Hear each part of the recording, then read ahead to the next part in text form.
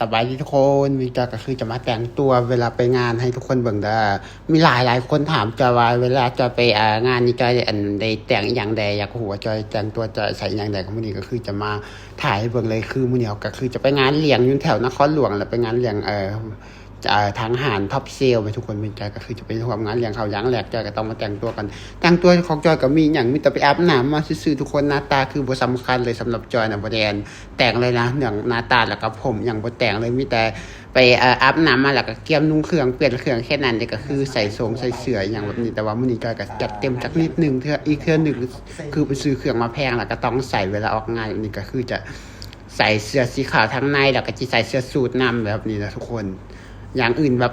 การแต่งกายนุ่งเครื่องนู่นนี่นั่นแถวเฮ็ดตามที่คนอื่นเฮ็ดได้อยู่แต่ว่าหน้าตานี่จอยบ่เคยแต่งคือคนอื่น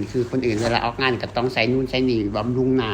ให้แบบดูเนียนดูใสนู่นนี่นั่นแต่สำหรับจอยคือจะบ่ใส่อหยังบำรุงหน้าเลยจะอยู่สไตล์แบบบานๆเลยนะทุกคนคือบ่ใส่อหยังบำรุงหน้าจักอย่างเลยนะตั้งแต่เกิดมาบ่เคยเอาอหยังใส่ใบหน้าเลยก็คือแบบจะใส่แบบประมาณนี้เอาทุกคนแต่ว่าหลังจากใส่เสื้อแล้วต่อมาก็ต้องใส่โซ่งแบบนี้หลังจากใส่โซ่งแล้วก็คือจะต้องใส่ไซส์ L นู่นนี่นั่นหลายอะไรเนี่ยต่อไปแบบนี้นะแต่ว่าอย่างแรกเขาก็ต้องใส่เสื้อใส่โซ่งก่อนต่อมาก็ใส่เสื้อสูท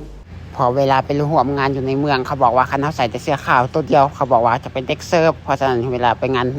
นแต่งหรือว่าไปงานเลี้ยงอย่างกระตางอยู่ใน